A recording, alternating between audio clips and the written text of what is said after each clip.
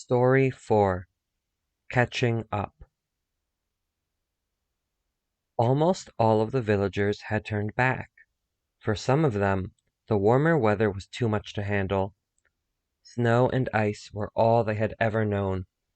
Almost a third of the villagers had come down with a cold. For others, the strange animals that blended into the tall pillars that were trees acted as deterrents. They weren't all dangerous, but no one was really willing to risk finding out which ones weren't going to eat or maim them. And after the dragon raid on the hunting group, Bari couldn't blame them. Finding food was an entirely different conundrum.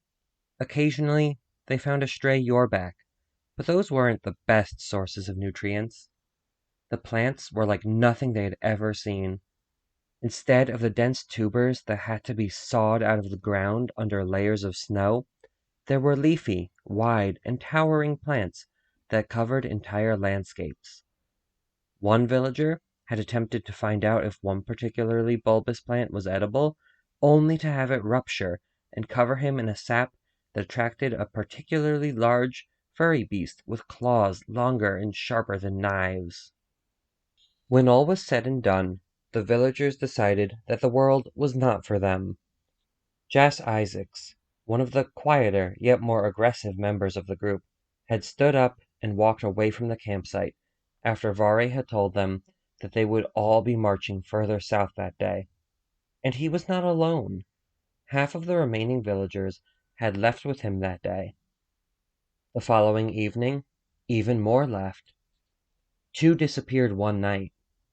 Another had been dragged into a tree by a swarm of tiny winged creatures. The rest had left after that. The only one who had stayed was a girl named Kyra. Most people called her Kai. Her short hair stuck straight up and was just as pale as she was. From a distance, she could have been mistaken for an icicle. Maybe that was why she was such a good hunter back home. Vare had initially been disappointed after being abandoned by the rest of the village. No one, it seemed, cared about bringing Pana to justice. Everyone was willing to let them go. Everyone, that was, except for Vare. And, it seemed, Kai. But maybe that was better. They could move faster this way. The remaining 2 were dedicated to their task, and now they wouldn't have to be distracted by anyone else. I never would consider giving up, explained Kai, when Vare had thanked her for staying. They were cooking the remainder of their rations over a fire. Tomorrow, they'd have to go foraging and replenish their supply of food. My father was part of the hunting group that Pana had gone on. He always thought they were a good kid, even if they were quiet and strange. He never would have expected them to release a swarm of dragons. They killed him. But you were there. You actually saw what happened. It never was easy to talk about the events of that particular hunt, even a year later. Vare simply said, "Yeah, I was there," and stared intently at the meat roasting on the spit she had built. Do you know how they even managed to release the dragons? I bet they could talk to those beasts, just like in those stories that our parents used to tell us about the villager who was abandoned as a child and grew up out on the ice. Somehow it survived and began preying on the village. Maybe Pana isn't as human as we think. Maybe they're actually part dragon. That would explain so much. Vare shook her head. No, they're human. Maybe, Kai conceded. I still want to know what they did that day. You told the village elders, and everyone heard what happened through them. But I don't think I ever actually heard you talk about it.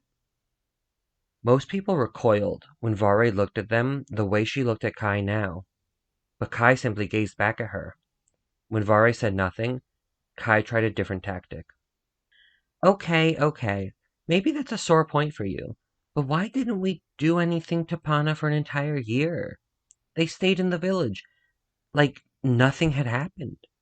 Even after you had told us all about the hunting trip. And then suddenly they were leaving, and we were chasing after them. It doesn't make any sense.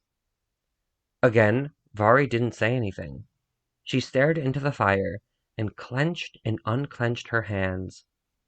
Kai seemed to catch on to Vari's unwillingness to talk. I'm sorry, she said. Obviously, you've been through a lot more than I can imagine. I didn't mean to pry. Rest assured, we'll catch Pana and bring them back to the village to face everyone. Vari imagined Pana's face in the embers. She placed the stick there and watched as the fire began to catch on its end. Slowly, the flames felt their way along the stick, causing it to crumble into a fine ash. Yeah, we will. If the stone truly had any powers, if the defeat of the Guardian of Riotho wasn't simply a fluke, there was no way of proving it now. After hours of careful study, of moving the stone through the air and positioning it on the ground, of imagining the flow of energy from their body to the stone, or from the stone to their body, of wishing for anything to happen, nothing did. The stone lay on the ground, pulsating with the same dull blue light. Why won't it do anything? Growled Pana, throwing their arms towards the sky. They turned toward Waveskimmer. It did save us in Riotho, right? I'm not imagining things, am I? Waveskimmer took a hesitant step backwards. A slight rustling in the trees drew his attention, and he began to sniff the air, moving his head closer to the source of the sound. However, when he noticed Pana glaring at him, he sat down on his back legs and began scratching in the dirt. Not a moment had passed before Pana stepped forward and hugged their friend, regretting their outburst. Sorry, I know it's not your fault. I just really want to figure this out. But that doesn't make it okay to take out my frustration on you. Especially not after you helped me and all of Riotho. You were brilliant back there. With a gentle nuzzle, Waveskimmer indicated that it was okay. Immediately, he and Pana felt better. Pana placed the stone on the rock next to them. They had their whole life to figure out its secrets. Losing their friend wasn't worth anything the stone had to offer. Following a river, the two of them had gone east after leaving Riotho. Pana let Waveskimmer lead in an attempt to show how much they valued and trusted his judgment. They needn't have worried, however, as Waveskimmer had already forgiven them for Riotho. Both he and Pana had a lot to learn about traveling together, and there was no need to obsess over something Pana had already apologized for and learned from. But he led anyway, making sure to pick stops with enough food and shelter for Pana to be comfortable. Now they found themselves at a waterfall flowing over a sheer rock face. A green fuzzy plant covered the boulders that lay strewn about the landscape. Between the rocks, small leafy plants rose upward, doing their best to reach what little light made it through the towering trees and over the cliff. Putting the stone out of their mind, Pana stepped towards the pool of water beneath the falls. Waveskimmer occasionally paddled through the water, swishing his tail back and forth just below the surface. A few doflas swirled around him, using their many limbs to rock it multiple feet a second. Up north, the water was too cold to do much more than freeze in, if you could even find a way to access it beneath the ice. On their journey, Pana had noticed pools such as this one, as well as rivers that tore through the land or gently washed over it, and decided that they should learn how to enter the water without drowning. It wouldn't do to leave the village only to die in the water. Aside from the doflas, which weren't at all easy to mimic considering how quickly they moved, Pana had noticed a few other creatures swim. One particularly furry fellow with long tufts of hair poking out of where its eyebrows would have been, and claws longer than Waveskimmer's, had clambered over the rocks a half-hour before, and then decided to lounge alongside the pool. Possibly in an effort to cool off, or just to have fun, the creature lumbered into the water and began to move through it at a leisurely pace. Pana focused on how it was moving its paws, pushing them down and behind it as it swam. Raising their own hand, Pana tried to imitate the creature's movements in the air. They made a quick sketch of the creature in their notebook, making sure to include details on how it swam. "Come with me?" Pana asked when they felt it was time to try swimming for the first time. They put the notebook down, stood up, and reached out to Waveskimmer. He yawned, rose to his feet, and moved closer to the edge of the pool. He lay himself on a particularly flat rock while keeping one eye on Pana. At the water's edge, Pana took off the light clothes that Tur had given them, after seeing the rough cloth that Pana had cut for themselves, and tiptoed into the water. The cold may have bothered others, but to Pana the water felt warm and relaxing. The temperature here was much warmer than the average day in the village had been. They would have dived right in if not for all the small rocks below the surface that poked at their feet. When the water reached their waist, Pana stopped. Rather than continue on into a deeper section of the pool, they crouched in the water, lowering the rest of their body until everything up to their shoulders was submerged. "Look," they called to Waveskimmer. "I'm swimming." Waveskimmer gargled happily, his scales almost flashing a light yellow. "I mean, maybe I'm not actually swimming, but almost. Let's just—" Pana counted to 3, and then raised their feet off of the bottom. Immediately, their face fell into the water. Forgetting that they could not breathe underwater, Pana opened their mouth and inhaled a mouthful of water. They kicked out at the floor, but couldn't find it. As they tried to figure out what they could do, they realized they had no idea what possibilities existed. Arms flailing, legs kicking, Pana tried their best to survive. A clawed paw wrapped around their stomach and pulled Pana onto a rock above the surface. Thanks," Pana spluttered after they had coughed up most of the water. Waveskimmer gently brushed a claw around their face, moving the hair out of Pana's eyes. His scales were a mixture of red and purple, and his mouth was furrowed downwards in what was almost a frown. "That's enough swimming for me today, I promise. I'll be careful next time." At some point, Pana thought, they would have to learn how to swim properly. If ever there came a time to enter the water, and that time seemed to be becoming more probable the further south they headed, Pana should be prepared to save themselves, and not have to rely solely on Waveskimmer. Trusting a friend to save you and needing a friend in order to survive were two very different things. Pana didn't want to force their friend into the position of savior. They found their clothes at the edge of the water and put them back on before roaming around along the shore. The book that Pana had taken from the cave where they had met Salston was filled with sketches of the plants and animals they had encountered. Pana took it out now and sat on a rock jutting out from beneath the surface, gazing out at the water for any sign of movement. A circular leaf-like thing floated by. Reaching out a hand, Pana tapped the center of the leaf and felt it wrap itself around their finger. It tugged them forward, pulling them towards the water. If it had been stronger, maybe it would have succeeded, but Pana managed to wrench their finger out from the leaf and leaped to shore.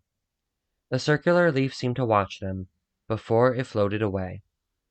It neared a rock, and, instead of riding the current around it, walked out of the water to sit on top of it.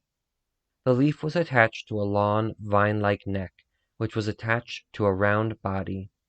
Roots like claws gripped the ground and propelled the creature forward. The sun shone upon its back, and it curled up in sleep like a small dog. Pana made their way back to their own rock, reopened the book, and did their best to draw an accurate representation of the creature. What should we name it?" Pana asked Waveskimmer. He simply nodded to Pana, who laughed. "You get to name some of these too. It can't be solely my responsibility." Waveskimmer tilted his head in thought, and then nodded at Pana. His tail wagged in excitement, and lopped off a branch from a nearby tree.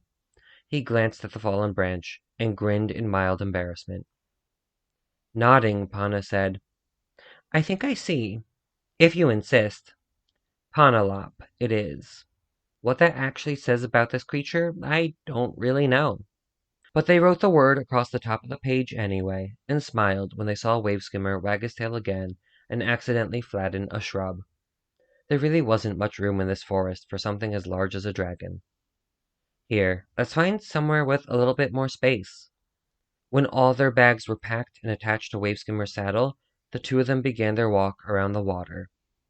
Occasionally, they stopped to admire a particularly shiny rock or a small creature wiggling in the sand beneath the water. They reached the foot of the waterfall and decided to pause. Tons of water fell, like daggers, shattering onto the rocks below.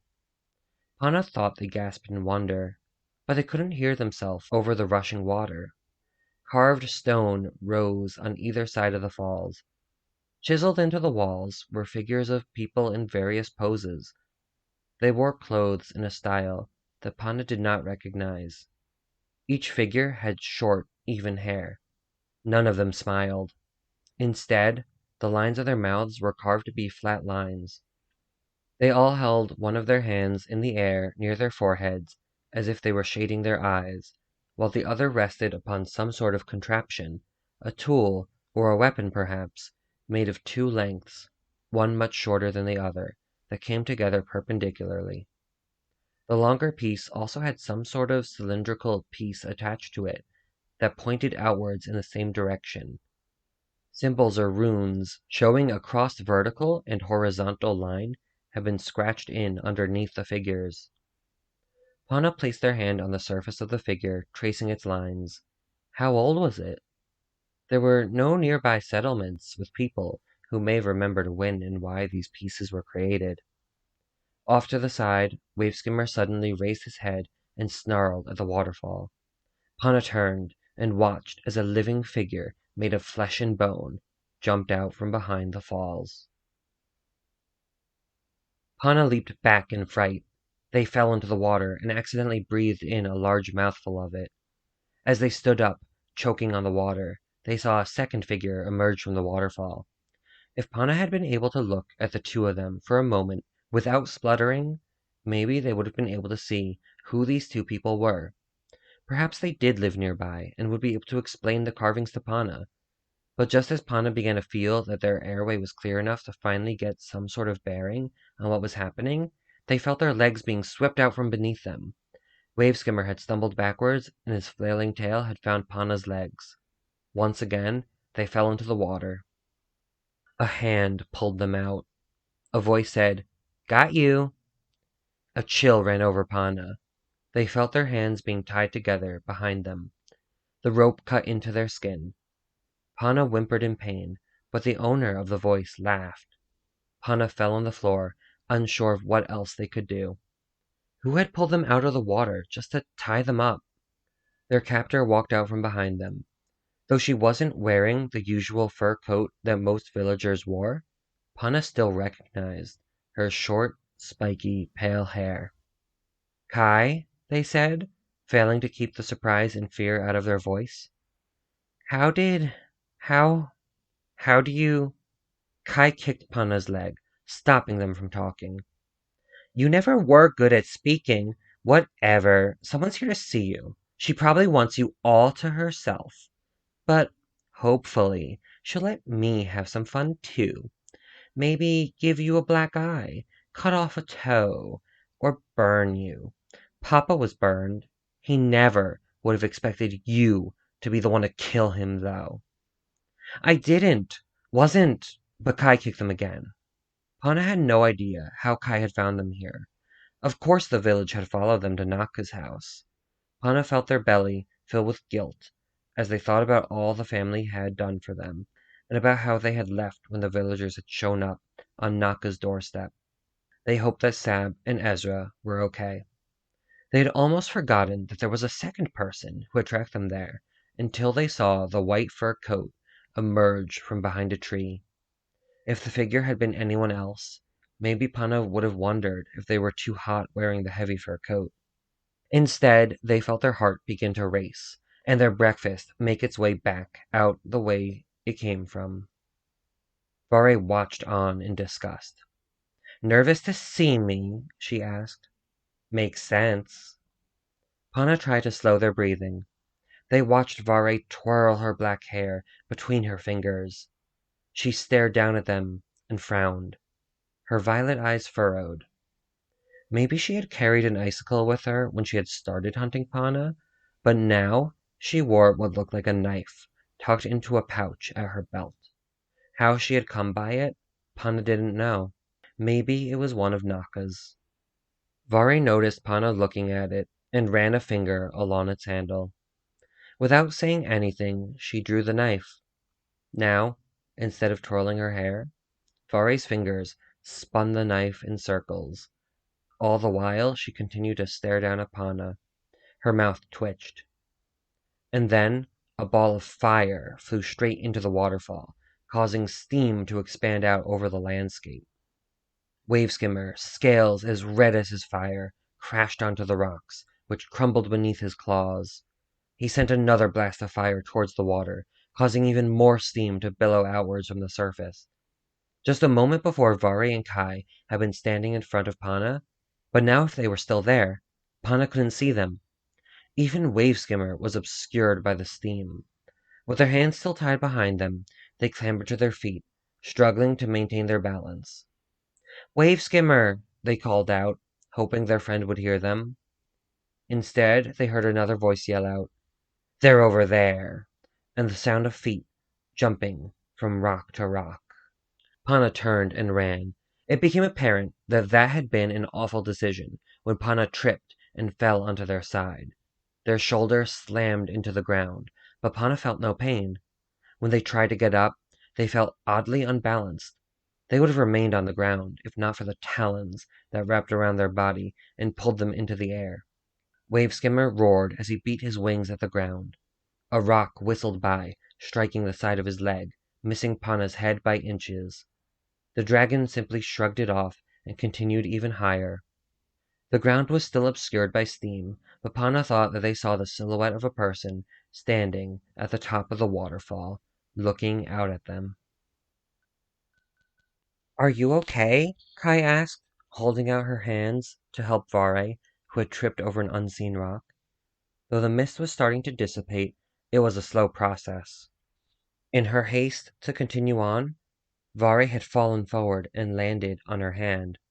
She was used to falling in the soft snow and hadn't anticipated how her wrist would break when she threw it out in front of her. Holding her broken hand close to her chest, Vari knocked Kai's hands back with her good limb. "Where did they go? Did you see them? I lost sight of them after I fell. They might still be in the area. We can track them." "I want to find them too, but let's make sure you're okay first. Hold still."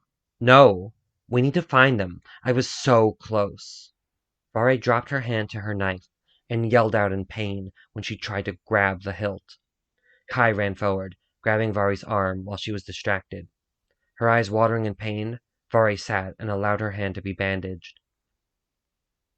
It hadn't taken long for Kai to bandage Vari's hand, but it had taken an ample amount of convincing, as well as a lightning storm, to get her to stop the pursuit, at least for the moment. Luckily for them, the cliff wall that the waterfall cascaded over also hosted a number of caves. They found a particularly spacious one underneath a carved face wearing a short hat. The inside was covered in runes and more carvings of people. Odder still, strewn throughout the cave were statues of people. "What do you think these are?" asked Kai. "They look like the ice carvings we make back home, only these are rocks." She ran a hand over an outstretched arm of one of the statues. Just as the carvings outside held strange contraptions in their hands, so did this one. It appeared to have a handle attached to a piece that pointed outwards away from the figure. A star was carved onto its breast alongside 3 dashes. "Could these be some sort of warriors?" Vare scoffed. "How can anyone fight with that? It's not even sharp." When she looked at the grimacing face of the statue, she wondered if the subject of the statue didn't need the device to be sharp in order to use it as a weapon. She leaned back against the side of the cave. Her hand was throbbing. Thankfully, it was her right hand that had broken. If it had been her left, she would have felt helpless. That was her knife hand. Not that she had gone her whole life knowing that. She had only learned what a knife was recently. But it had been exhilarating learning how to wield it. It felt much more elegant than the icicles she was trained to use. It was also more versatile, able to poke and slice in battle, and cut ropes, plants, and anything else Vari needed to cut. With her left hand, she could still use the tool without being hindered. Some tasks would be more difficult now with only one functional hand, but she would just have to deal with that for now. She couldn't afford to let Pana go too far.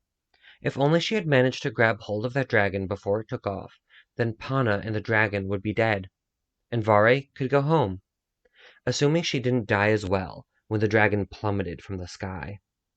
If only there were a way to trick Pana into coming to her. That, Vare was sure, was an impossibility. Nothing would make Pana willingly come back. They would be too scared to face Vare after releasing all of those dragons onto the hunting party, even if it had been an accident, which Vare wasn't sure it had been. She had tried to make her old friend tell her the truth for a year, but Pana would never talk about what happened. They would go silent whenever the topic came up, surely feeling the guilt of their actions. And then she had found the dragon. Vare was about to close her eyes when she noticed a stone glowing on the floor nearby. She leaned over and picked it up. What a strange world she had walked into. With a shove, Pana popped their left arm back into its socket. They groaned in pain, too tired to yell. Their entire side ached. Pana tried to move their fingers, but they wouldn't even twitch. They hung, limp and lifeless, refusing to show any signs of functionality.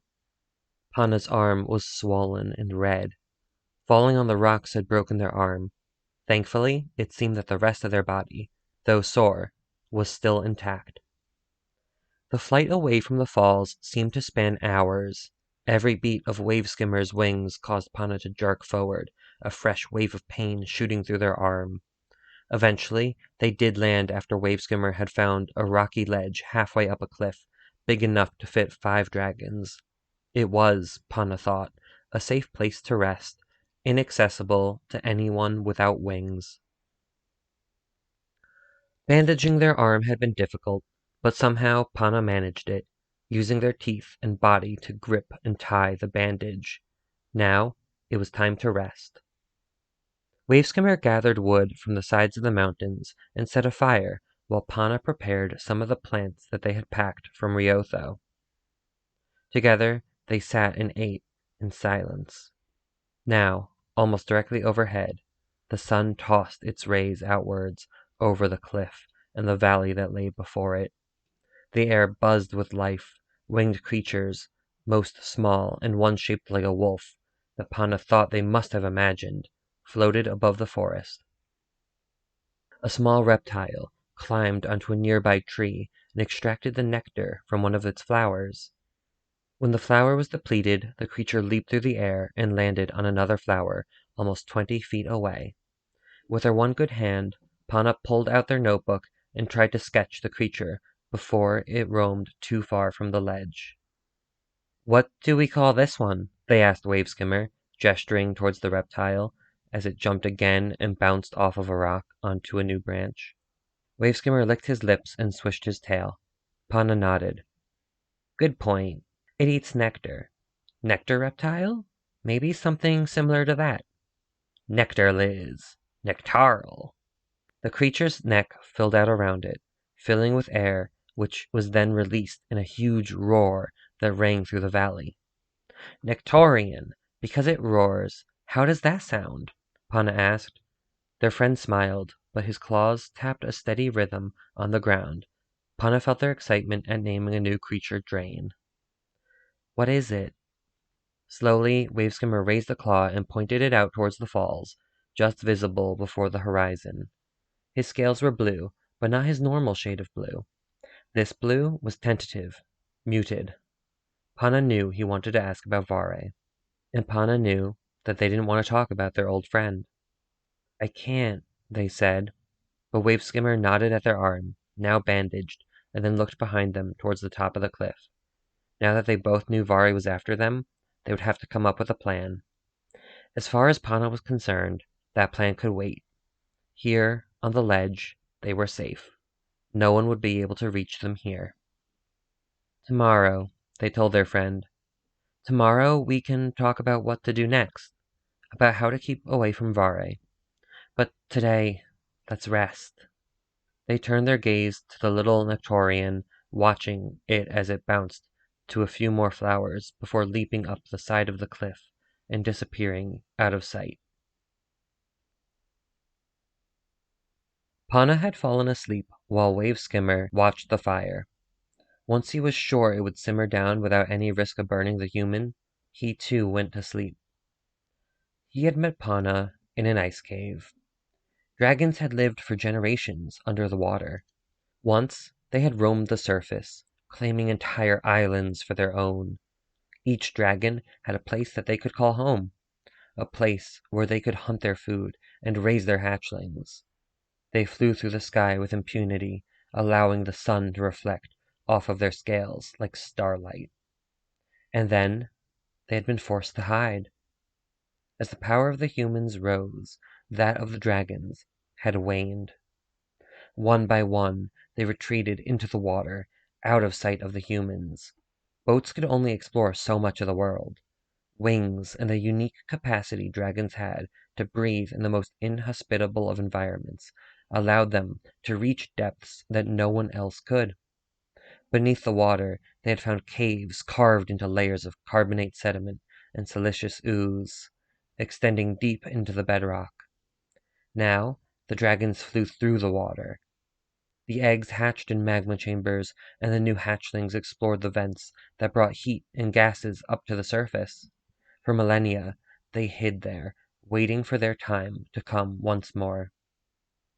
Waveskimmer had hatched closer to the surface than most dragons. His nest was far from any magma chambers. There were no rocks, only ice. More importantly, there were no humans.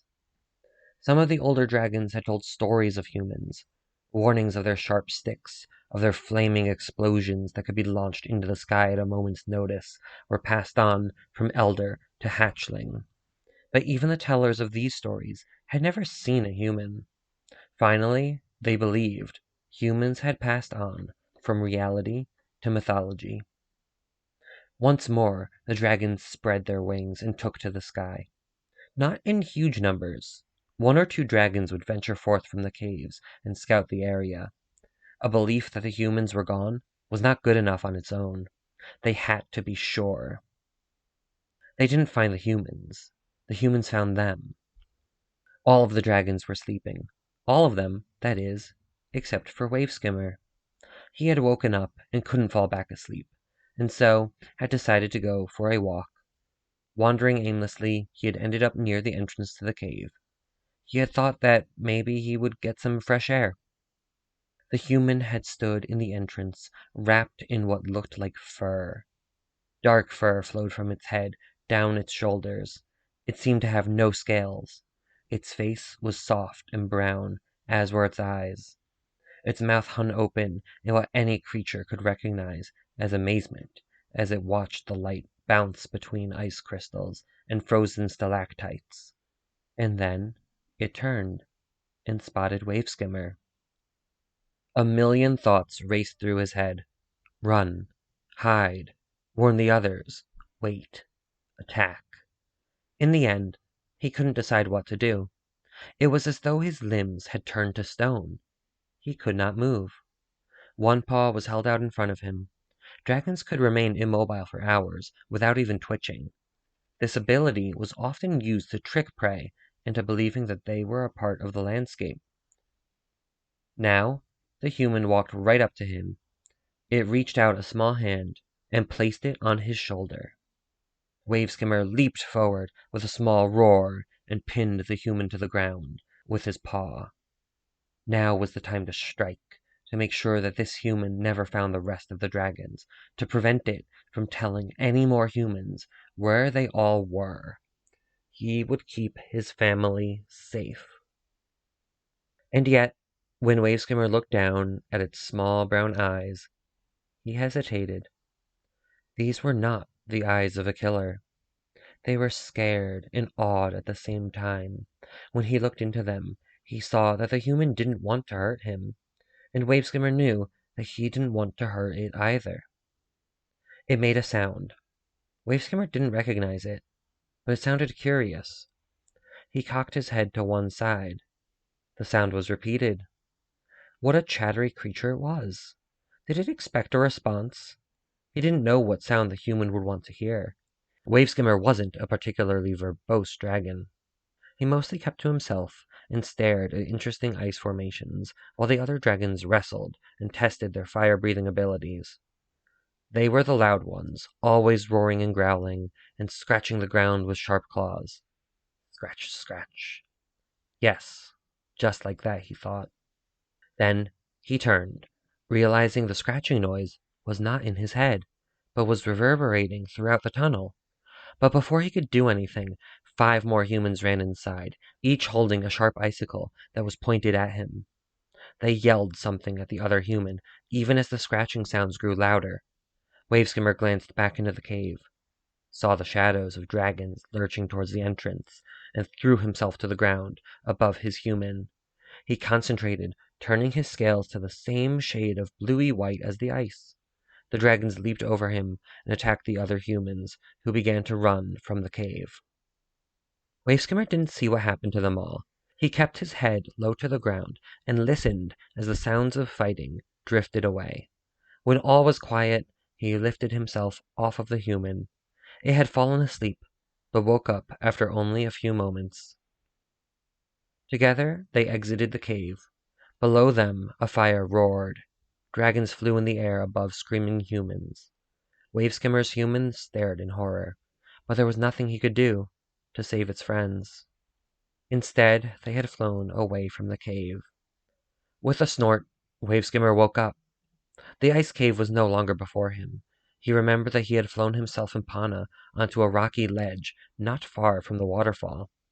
He turned, trying to find a comfier position to rest in. And he saw a human standing in front of him. His human. Pana was holding their right hand to their face, slowly shaking their head. No, no, no. Where is it? Where was what? Waveskimmer was tired. It was still dark out, and he really could use some more rest. But he forced himself to lift his head. Pana turned towards him. Their eyes were matted with tears, and their bodies shook. The stone. It's gone. Some amount of power, of magic, was held in that stone. They just knew it. Even if they couldn't quite figure out how the stone worked, it radiated something. It had definitely saved Pana and Waveskimmer back in Riotho. But how? Regardless, they had to find it again, and Pana knew where it was. I put it down when I went to go swimming, they muttered as Waveskimmer flew them both back to the falls. I forgot to pack it. How could I forget? Salston would kill me if she knew. Waveskimmer purred reassuringly. It wasn't Pana's fault, no matter what they believed. People forgot things all the time. People would continue to forget things, be it trivial or of cosmic importance. But no matter what Waveskimmer tried to convey, Pana couldn't hear it. Salston had believed in the two of them, believed in them to be able to bring the world together once more, and yet the stone had slipped from Pana's mind like a fleeting shadow in the middle of the day. In their efforts to learn how to swim, they had forgotten the stone that could save the world. How easy it was to lose sight of all life on the earth.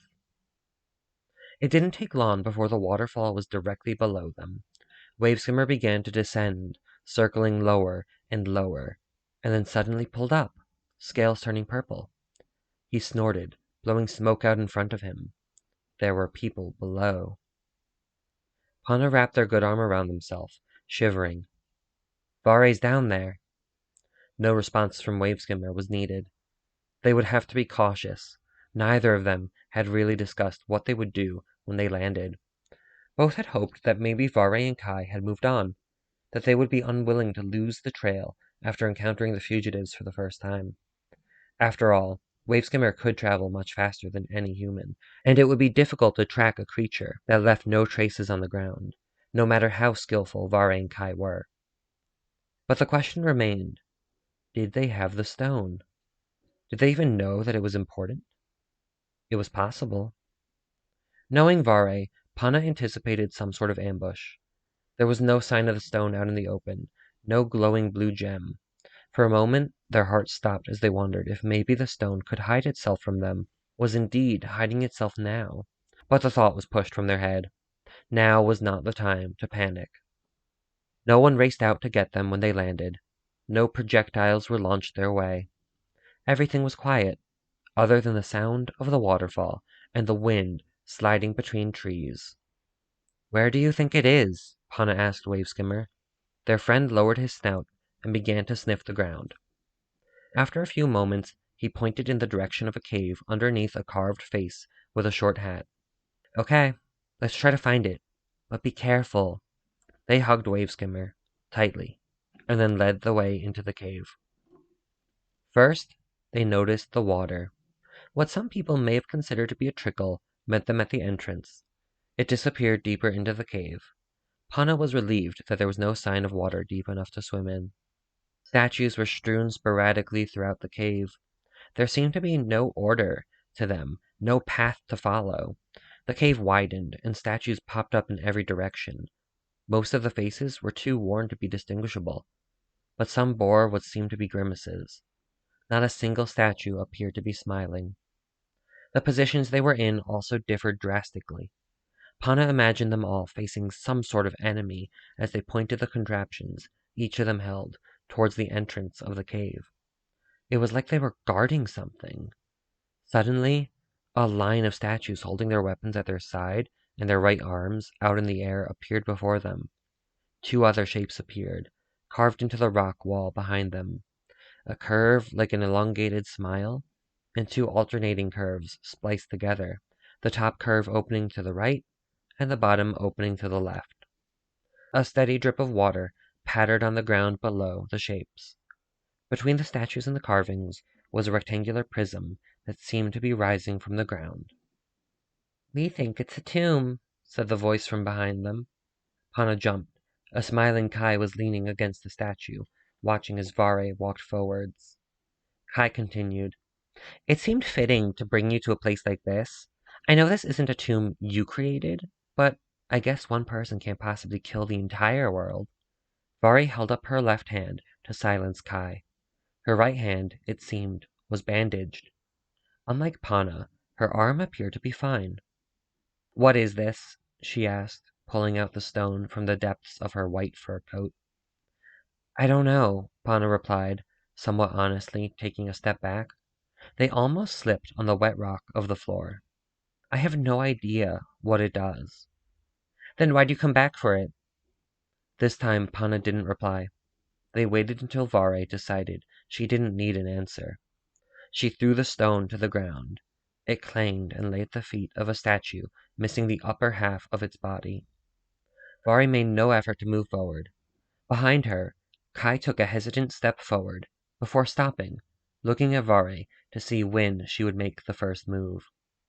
If either of them attacked, there wasn't much that could be done. Pana's entire left side still prickled in pain, and even if they had a weapon, they wouldn't know how to use it. Waveskimmer could be dangerous, but they both knew he wasn't really. If it came down to it, he would try to defend Pana, but for all of his claws and spikes and the ability to breathe fire, he was still only the third most deadly entity in this cave. He was big, but Vare was deadly. Pana had never met anyone who had trained as hard to become a fighter as her. But maybe there was an alternative to fighting. Behind their back, Pana pointed up at the ceiling. Waveskimmer raised his head to look, and then snorted once. "Some of the other villagers want you to come back with us," proclaimed Kai, who seemed uncomfortable with the silence. "But I'm sure the rest of them will be glad to hear of your death. You should have considered what might happen if you set dragons on your own neighbors, your friends. I know my father would be happy to know we finally got you after everything you did. Maybe he can rest in peace now. That is, once you're dealt with." Pana raised their unbandaged arm into the air. "I'm sorry. I never meant for any of that to happen." Please, you need to believe me." Though their words were in response to Kai, they continued to look at Vare. Those violet eyes betrayed nothing, not even a hint of what she thought or what she might do. It was too dangerous to wait and see. They had to act. Pana hoped that they weren't misjudging the situation when they raised a single finger. With a sudden whooshing noise, Waveskimmer released a jet of flame at the ceiling. Rather than break apart, the rock seemed to melt, releasing liquid earth and steam into the cave. And then the rest of the ceiling was pushed down by a wave of water. Pana saw Vare and Kai almost at the entrance of the cave, but made no effort to run after them. There was no way that Pana would be able to escape the water. They turned and watched in amazement as the water flowed around them and a few feet above their head, but avoided actually coming into contact with them. Waveskimmer, too, remained completely dry. A blue light emanated from the water between them and the entrance. Pana walked forward, the air bubble around them moving as well. When they reached the light, the water was pushed back over it to reveal the stone. Pana picked it up and made a point of slowly and deliberately placing it into one of the pouches hanging from Waveskimmer's saddle, even as displaced statues and melted rocks crashed through the current around them. Then they carefully climbed onto Waveskimmer's back, and together they flew out from the cave. Thankfully, Vare and Kai appeared to be all right. It seemed that both had avoided the stream of water that had been directed their way. Pana hadn't wanted to hurt either of them, but had seen no way out of the cave other than the one they had taken. If Vare had been hurt, well, she certainly would have expected no less of them. No matter how many times Pana had tried to explain what happened before leaving the village, Vare seemed insistent on believing that they had purposely set the dragons loose on the rest of the party. Being spotted a year later with Waveskimmer certainly hadn't helped. Now, there was even more reason to think them a killer. They could feel Vare's eyes staring at them as they flew over what once was a waterfall, and what was now a stream that disappeared suddenly into the earth.